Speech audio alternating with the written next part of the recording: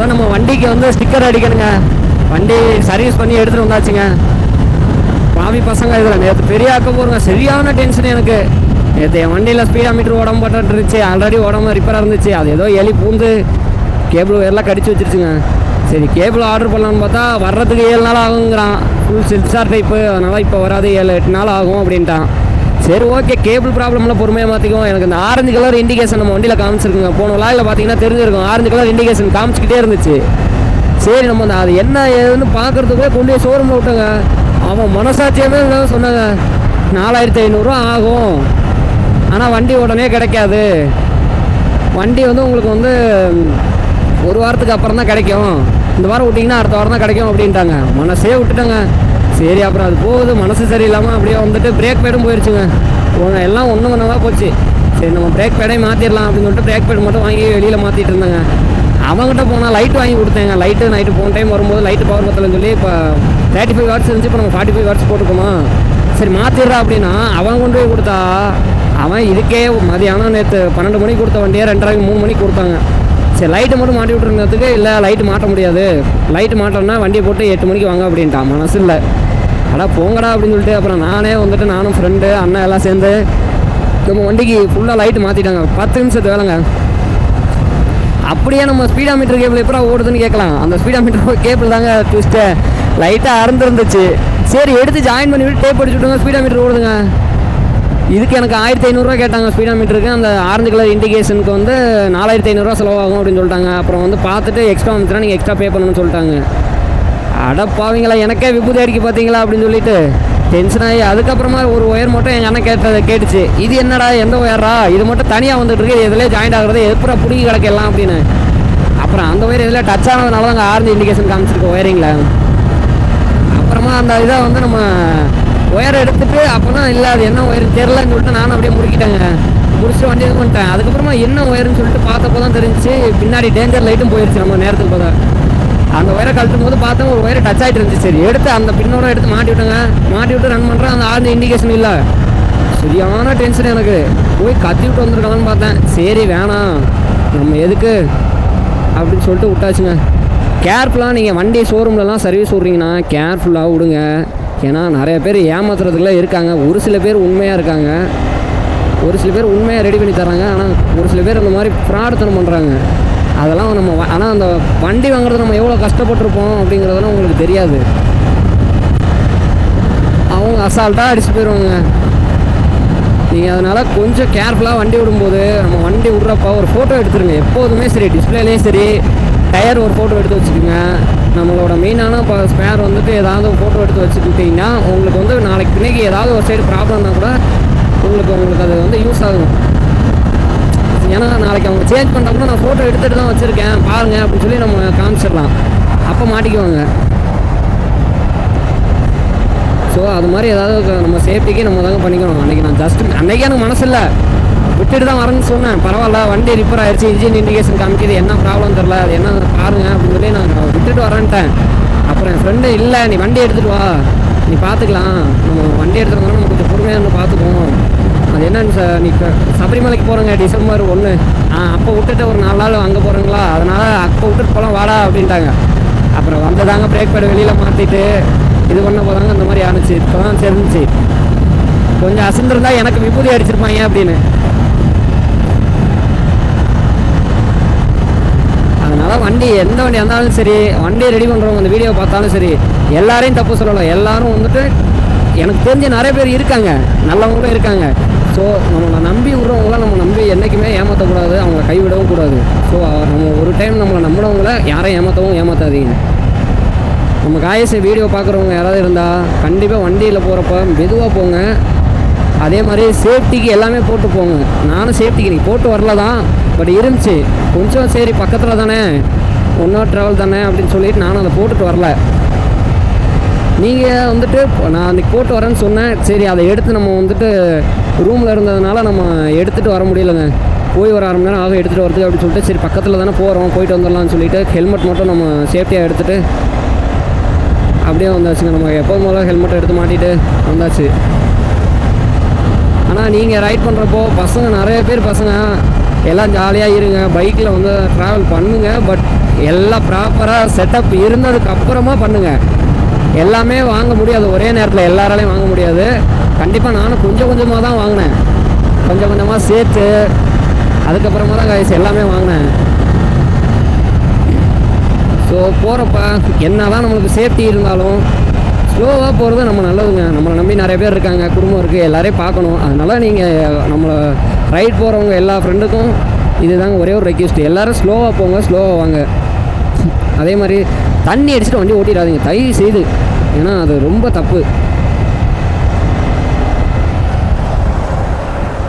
Straight தானே? புரியல என்னது?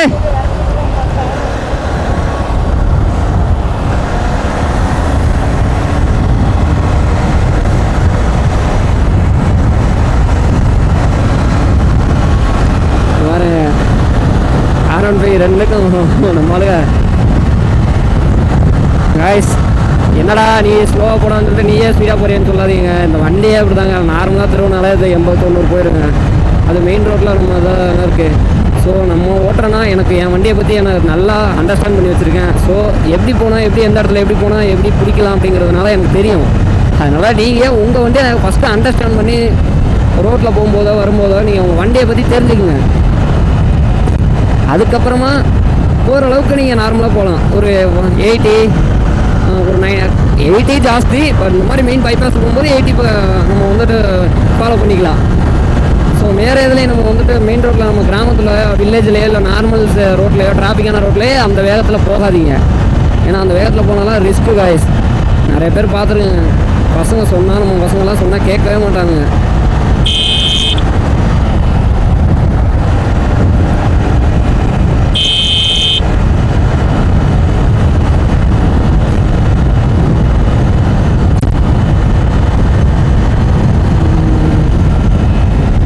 இருக்குங்க அந்த ஃப்ரிட்ஜில், உங்களுக்கு தெரியுதா என்னன்னு தெரில. இப்போ தான் அந்த சூரியன் வந்து மறையிற டைம்னுங்க, ஏன்னா இங்கேயே டைம் ஆகி போச்சு. பசங்க எப்படியோ மல்ல கட்டி எழுத்து வந்தாச்சு. சரி பார்த்துக்கலாம்.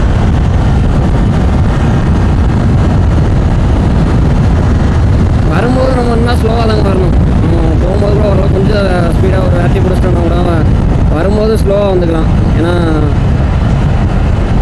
வரும்போது நமக்கு பிரச்சனை இல்லை, மெதுவாகவே வந்துக்கலாம், ஒன்றும் பிரச்சனை வராது.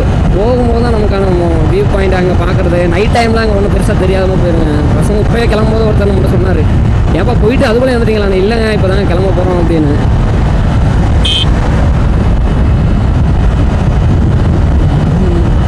இப்போ தான் கிளம்ப போகிறோன்னு சொன்னோன்னே அவங்க ஏப்பா போகிறது வேஸ்ட்டு தான்ப்பா, என்ஜாய் பண்ண முடியாதுப்பா அப்படின்னு. பரவாயில்ல, ஏய் சூரியனை வருங்க பளிச்சுன்னு அடிக்குதுங்க கண்ணில்.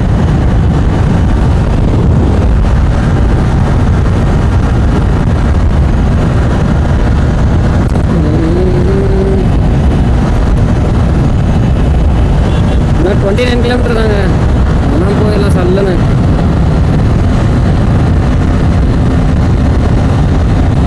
காய்ஸ் நிறைய பேர் வீடியோ பார்க்குறீங்க, 10 வியூஸ் தான் வருது. பட் இருந்தாலும் அந்த 10 பேரை நம்ம சப்ஸ்கிரைப் பண்ணி வச்சுக்கோங்க. ஏன்னா நம்மளை மாதிரி வீடியோ பார்க்குறவங்களாம் வந்து உங்களுக்காக தான் இவ்வளோ தூரம் ட்ராவல் பண்ணி உங்களுக்காக.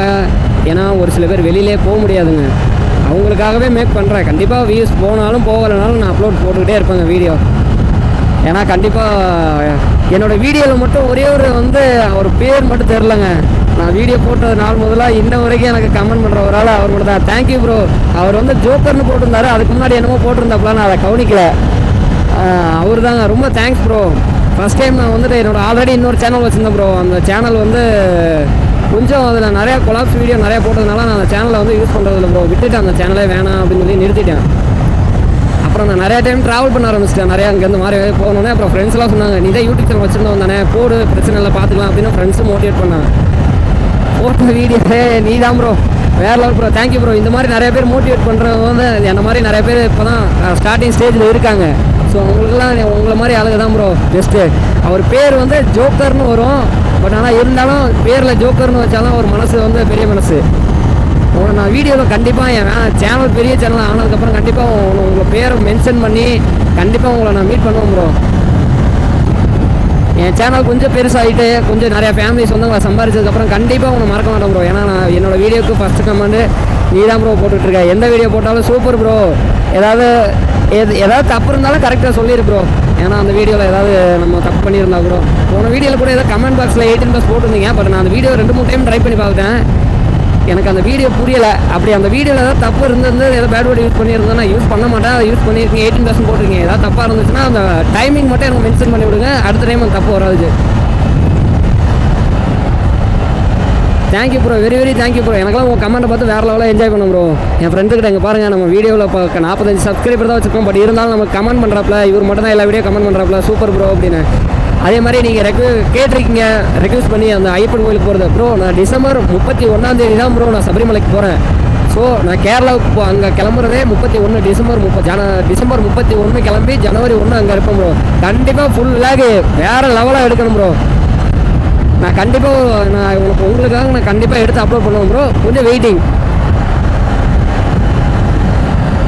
ஃபுல்லாக கட்டுறதுலேருந்து நம்ம இங்கேருந்து எப்போ கிளம்புறோம், அங்கே எத்தனை நாள் டூரு, வேறு லெவலுங்க. நானும் அந்த நாளுக்காக தாங்க வெயிட்டிங்கு. பட் ஆனால் என்ன மோட்டோ விளாக் கிடையாது, அது வேனில் போயிட்டு நம்ம சும்மா நார்மல் விளாக் எடுக்கிறாங்க. ஏன்னா மோட்டோ விளாக் எடுக்க முடியாது. கண்டிப்பாக போடுறோம் ப்ரோ. எனக்கு இது மாதிரி மேலும் மேலும் எனக்கு சப்போர்ட் பண்ணு ப்ரோ. நிறைய பேர் வந்துட்டு நம்மளை இக்னோர் பண்ணாலும் இந்த மாதிரி ஒரு கமெண்ட் வர்றது ரொம்ப ரேரு. பட் இருந்தாலும் நான் ஃபஸ்ட்டே வந்தப்போ எனக்கு ஒரு பேட் கமெண்ட் வந்துருந்துச்சு. பட் இருந்தாலும் அவருக்கும் தேங்க்ஸ். ஏன்னா அவர் தான் எனக்கு 2வது கமெண்ட் பண்ணுவார். ஸோ இருந்தாலும் எனக்கு பரவாயில்ல, அவரும் தேங்க்ஸ். நம்ம வீடியோ பார்த்துட்டு மேலும் சப்போர்ட் பண்ணுங்கள். இன்னும் நிறையா ட்ராவல் விளாக்ஸ் வெயிட்டிங் காத்திருக்கிறது. கூடிய சீக்கிரம் நம்மளும் பெரிய ஃபேமிலியாக மாறுறோம். இதுதான் கோயம்புத்தூர் டோல்கேட் முன்னாடி என்ட்ரன்ஸுங்க.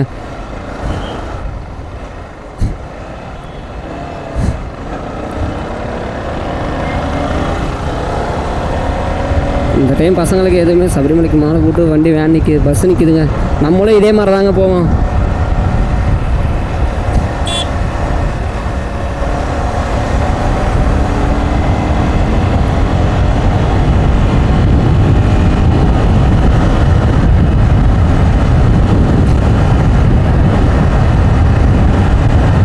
நம்மளுக்கு இதுக்கங்கிட்ட நம்ம ஈசாக்கு போனது இல்லைங்க, ஃபஸ்ட் டைம். இதானா வழி தெரியாது, அவங்கள தான் முன்னாடி விடும். எங்கங்கிட்ட ஆளக்கான அவங்கள பாஸ் முன்னாடி போங்க, முன்னாடி போங்க, எனக்கு வழி தெரியாது, நீங்கள் தான் கூட்டிகிட்டு போகணும். நீ வரல வழி தெரியாத கூட்டிகிட்டு போங்களான்னா ஓவராக பிஹேவ் பண்ணுவானுங்களே.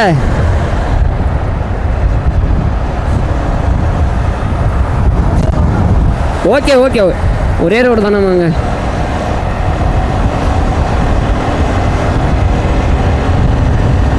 இந்த டைம் வீடியோ வந்து கொஞ்சம் லாங் சைப்பில் போட்டிருக்கேங்க. பார்க்கலாம் எப்படி இருக்குதுன்னு பார்க்கலாம். நான் ஏன்னா குவாலிட்டி 30 fps தான் போட்டிருக்கு, 60 fpsல வரமாட்டேது. ரோடு வியூ மட்டும்தான் தெரியுதா. ஸோ எனக்கு இந்த முன்னாடி நம்ம மீட்டர்லேருந்து எல்லாமே தெரியணும் அப்படிங்கிறதுனால நான் வந்து போட்டிருந்தேங்க. இந்த டைம் வீடியோ குவாலிட்டி எப்படி இருக்குன்னு தெரியல. அங்கேயே நல்லா இருக்குது நாங்கள் பசங்க, பரவாயில்ல இதே குவாலிட்டி நல்லா இருக்குது, 30 fpsல நல்லா இருக்குது. நாங்கள் பார்க்கலாங்க எப்படி இருக்குன்ற எடிட்டிங்கில் வேணும்னு பார்த்து கொஞ்சம் ஹச்டி பண்ணிக்க வேண்டியதான்.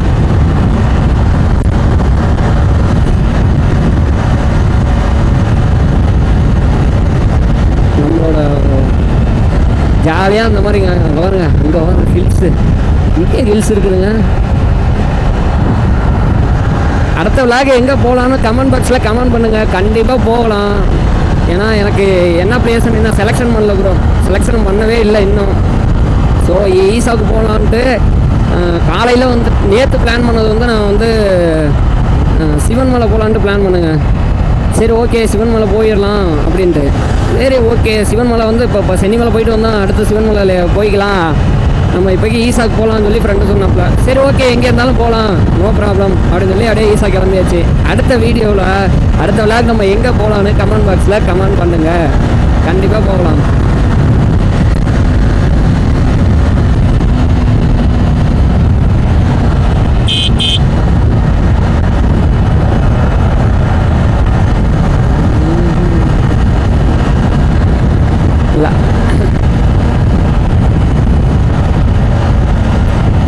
ஓரத்தில் தான் பூச்செடி பயங்கரமாக பங்கமாக வச்சுருக்காங்கப்பா.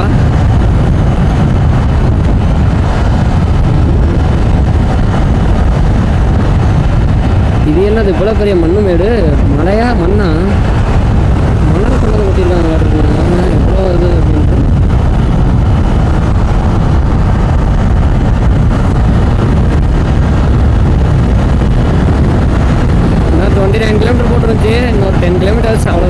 சம்திங் அவ்வளோதான் இருக்கும். 10 இல்லை 12 அந்த மாதிரி ரேஞ்சில் தாங்க இருக்கும்.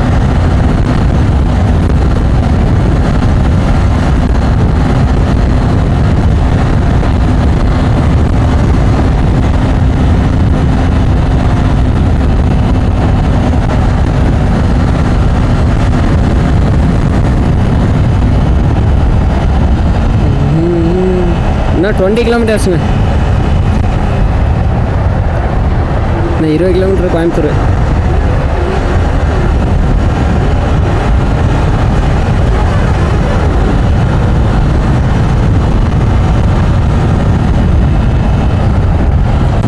இந்த மாதிரி பாலத்துலலாம் ஏறும்போது ஸ்லோவாக ஏறுங்க.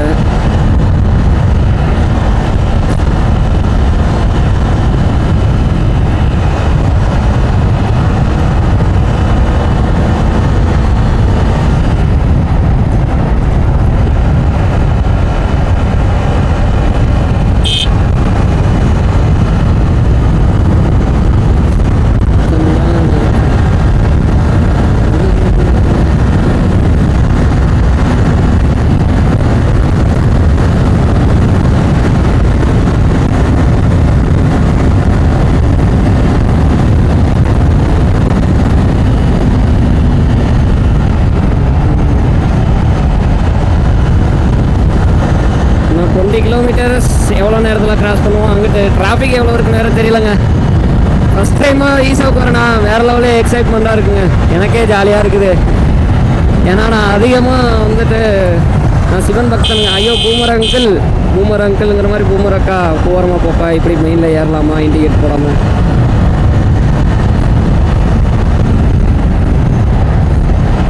நான் ஃபஸ்ட் டைமாக ஈஸாவுக்கு போகிறேன். எனக்கு வேறு லெவலில் என்ஜாய்மெண்ட்டாக இருக்குங்க. ஏன்னா நான் ஒரு பயங்கரமான சிவன் பக்தன். சிவனுக்கு வந்து அடிமை அப்படின்னு சொல்லலாம். நீங்களும் கமெண்ட் பாக்ஸில் சொல்லுங்கள், யார் எத்தனை பேர் என்ன மாதிரி சிவன் பக்தன் அடிக்ட் ஆகிருக்கீங்கன்னு தெரிஞ்சுக்கலாம். ஏன்னா என்ன மாதிரி எத்தனை பேர் இருக்காங்க. எவ்வளோ கஷ்டத்துலேயும் ஓம் நமச்சிவாயன்னு சொன்னாலே அந்த பிரச்சனையெல்லாம் மறந்து போயிருங்க. வேறு லெவலு. நான் டெய்லி கோயிலுக்கு போயிடுவேன். ஆஃபீஸ் போகிறதுக்கு முன்னாடி கோயிலுக்கு போயிட்டு தான் போவேன். டெய்லி காலையில் எந்திரிச்சு குளிச்சுட்டு கோயிலுக்கு போயிட்டு தான் அப்புறம் தான் ஆஃபீஸே போவேன். எத்தனை மணி இருந்தாலும் கோயிலுக்கு போகலைன்னா தூக்கம் வராது. ஞாயிற்றுக்கிழமை ஒரு நாள் தாங்க போகாமல் இருப்பேன். அதுவும் இப்போ மாலை போட்டிருக்கேன்னா அதனால் டெய்லி போயிடுறது. ஞாயிற்றுக்கிழமை வந்து நார்மல் ஆஃபீஸில் ஒரு டயத்தில் மாலை போடாத டயத்தில் ஞாயிற்றுக்கிழமை ஏன்னா தூங்கிட்டு இருப்பேன். எந்திரிக்கிறதே 10-11 மணி ஆயிருங்க. அதனால் ஸ்லோவாக தாங்க எந்திரிக்கிறது லேட் ஆகிறதுனால நானும் கம்முன்னு சரி ஓகே ஞாயிற்றுக்கிழமை ஒரு நாள் போக மாட்டேங்க. ஆனால் அப்படி இருந்தாலும் ஈஸ்வரன் நினைக்காத நாள் கிடையாதுங்க. எவ்வளோதான் பிரச்சனையாக இருந்தாலும் ஈஸ்வரன் நினைக்காத நாளே கிடையாது. என்ன மாதிரி நீங்களும் எத்தனை பேர் இருக்கீங்க என்னன்னு கமெண்ட் பாக்ஸில் கமெண்ட் சொல்லுங்கள். சிவன் பக்தன் எத்தனை பேர் இருக்காங்க நான் தெரிஞ்சுக்கலாம்.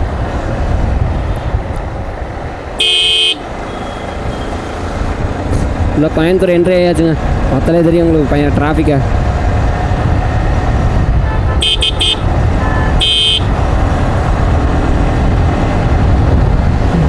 பயங்கர டிராஃபிக்காக இருக்குங்க.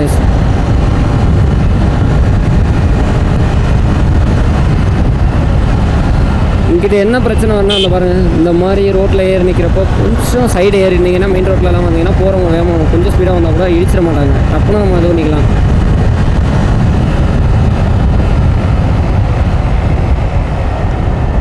ஏன்னா நம்மளுக்கு வண்டியை நிறுத்துதுங்க. ஏன் வண்டியை நிறுத்தினாங்க?